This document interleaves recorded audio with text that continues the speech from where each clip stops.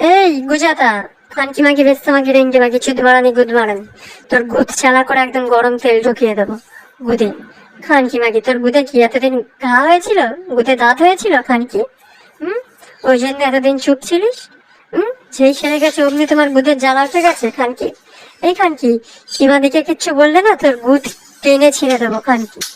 জানিস সীমাদিকে আমি কত ভালোবাসি? ওয়াইটিতে সবার ফার্স্ট আমি সীমাদিকে পেয়েছি, আমাকে সীমাদি সাবস্ক্রাইব করে রেখেছে।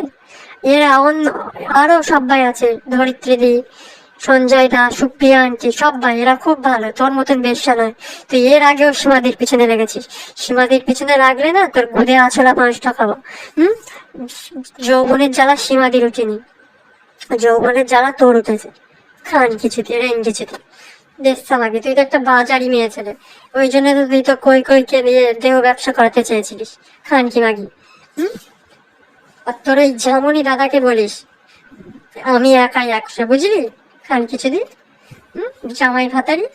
হুম, তোর যে দুটো জন্ম দিয়েছিস মেয়ে মেয়ে মাগি, সেই মেয়ে মাগি তো বেশ তার নাম করি। তোর বাড়িতে যে ভেড়াটা আছে, ওই ভেড়া তোর ওই মেয়ে দুটোকে চোদে, আর তুই তো তোর জামাইকে দিয়ে গুদে লাল করিস। খান কিছু। হুম, মলাই মাগি, মলাই ভাতারি, মলাই মন্ডলকে দিয়ে তো চোদাতে গিয়েছিলিস। খান কিছুদিন। সীমাদিকে একদম কিচ্ছু বলবি না, সীমাদিকে কিচ্ছু বললে না তোর গুদের ভিতর আছলা বাঁশ ঢুকিয়ে একদম মুখ দিয়ে বের করে দেবো। বেশ মাগি রেঞ্জি মাগি, ন চিতিয়া রেঞ্জি।